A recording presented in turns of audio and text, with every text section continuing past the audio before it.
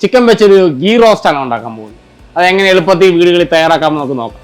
പട്ടയും പെരിഞ്ചീരകവും, 1 spoon മല്ലിസീഡ്, 4-5 piece ഏലക്ക, ഒരു ചെറിയ സ്പൂൺ നല്ല ജീരകം, തക്കോലം, 4-5 പീസ് ഗ്രാമ്പു.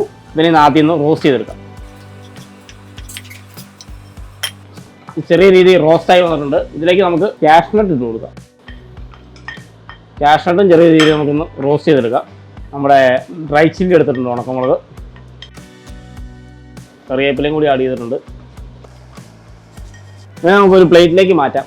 അത്യാവശ്യം നന്നായി റോസ്റ്റായി വന്നിട്ടുണ്ട്. ഇത് നമുക്ക് ചൂടാറി കഴിഞ്ഞ് മിക്സിയിലിട്ട് അരച്ചെടുക്കണം.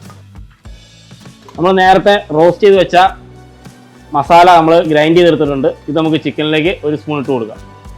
തൈര് 1 സ്പൂൺ നമുക്കിതിലേക്ക് ചേർത്ത് കൊടുക്കാം. ചിക്കൻ ആവശ്യമായിട്ട് ലേശം ഉപ്പും ലേശം മഞ്ഞൾപ്പൊടിയും കൂടി നമുക്കിതിലേക്ക് ആഡ് ചെയ്യാം. ഇതിനെ നന്നായിട്ടൊന്ന് മിക്സ് ചെയ്ത് ഒരു 10-15 മിനിറ്റ് റെസ്റ്റ് ചെയ്യാൻ വയ്ക്കും. ഇതിലേക്ക് നമ്മൾ 1 സ്പൂൺ വെളിച്ചെണ്ണയും അതിൻ്റെ കൂടെ ഒരു 1.5 ചെറിയ ടീസ്പൂൺ നെയ്യും കൂടി ചേർത്ത് കൊടുക്കുകയാണ്. ഇതിലേക്ക് നമുക്ക് കടുക് ഇട്ട് കൊടുക്കാം. കടുക് പൊട്ടി വന്നിട്ടുണ്ട്. ഇതിലേക്ക് നമുക്ക് ഇഞ്ചിയും പച്ചമുളകും വെളുത്തുള്ളിയും കൂടി ഒന്നിച്ച് ചേർത്ത് കൊടുക്കാം. അങ്ങനെ നന്നായിട്ട് മൂപ്പിച്ചെടുക്കണം, പച്ചമണം മാറുന്നത് വരെ. ഒരു 10 പീസ് ചുവന്നുള്ളി നമ്മൾ സ്ലൈസ് ചെയ്ത് വെച്ചിട്ടുണ്ടായിരുന്നു, അത് ഇതിലേക്ക് ചേർത്ത് കൊടുക്കാം. നമ്മൾ 1 കഷ്ണം സവോള സ്ലൈസ് ചെയ്ത് വെച്ചിട്ടുണ്ടായിരുന്നു, അതും ചേർത്ത് കൊടുക്കാം. ജസ്റ്റ് വാടാൻ വേണ്ടി നമ്മൾ ലേശം ഉപ്പ്,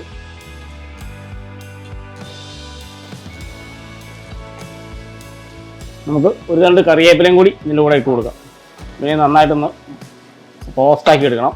എന്നിട്ട് നമുക്ക് ഇതിലേക്ക് ചിക്കൻ ആഡ് ചെയ്ത് കൊടുക്കാം. അതിൻ്റെ കൂടെ ബാക്കിയുള്ള മസാലയും കൂടി ചേർക്കാം. നമുക്ക് ഇതിലേക്ക് ഒരു ചെറിയ സ്പൂൺ മഞ്ഞൾപ്പൊടി ചേർത്ത് കൊടുക്കാം. 2 ടീസ്പൂൺ കാശ്മീരി ചില്ലിപ്പൊടി, 1/4 ടീസ്പൂൺ മല്ലിപ്പൊടി ചേർക്കുകയാണ്. 1 സ്പൂൺ ഗീ ഒഴിച്ചു കൊടുക്കാം. നമുക്ക് 1 സ്പൂൺ തൈര് നന്നായിട്ട് ചേർത്ത് കൊടുക്കാം. ചിക്കൻ 15 മിനിറ്റ് റെസ്റ്റ് ചെയ്യാൻ വെച്ചിട്ടുണ്ടായിരുന്നു, അത് നമുക്ക് ഇതിലേക്ക് ചേർത്ത് കൊടുക്കാം.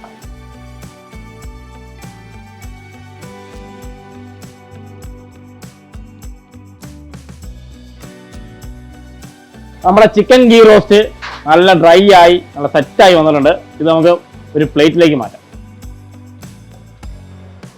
നല്ല സെറ്റായി. നമ്മൾ വീടുകളിൽ പോയി ഉറപ്പായിട്ട് ഇത് ട്രൈ ചെയ്ത് നോക്കണം കേട്ടോ. നല്ല അടിപൊളി ടേസ്റ്റാണ്. നമ്മുടെ രീതിക്ക് ഉണ്ടാക്കിയ അങ്ങനെയാണ്.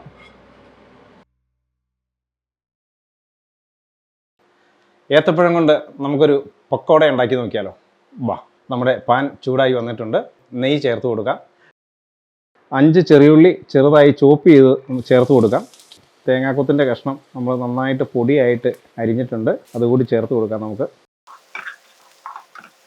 ഒരു 10 കാഷ്നട്ട് എടുത്ത് നമ്മൾ അതും കൂടെ ഇതിലേക്ക് ആഡ് ചെയ്ത് കൊടുക്കാം. നെയ്യിൽ നമ്മുടെ ഈ ചേരുവകളൊക്കെ നന്നായിട്ടൊന്ന് മൂത്ത് വരേണ്ട ആവശ്യമുണ്ട്. ഏകദേശം ഒരു 50% മൂത്ത് നല്ല ഫ്രൈ ആയി വന്നിട്ടുണ്ട്. ഇനി നമുക്കിതിലേക്ക് ഒരു പിടി തേങ്ങ ചിരവിയത് ഇട്ട് കൊടുക്കാം.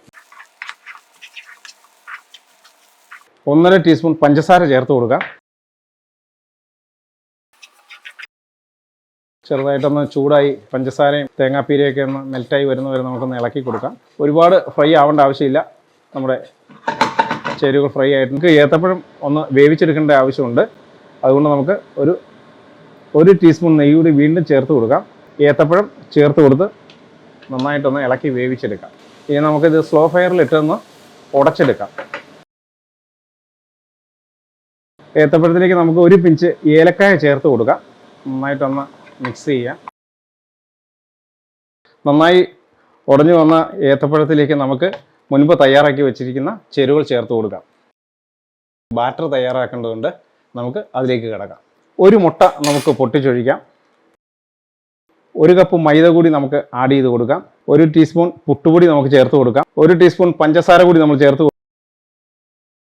ഉടച്ച് വെച്ചിരിക്കുന്ന നമ്മുടെ ഏത്തപ്പഴം നമുക്കിതിലേക്ക് ചേർത്ത് കൊടുക്കാം.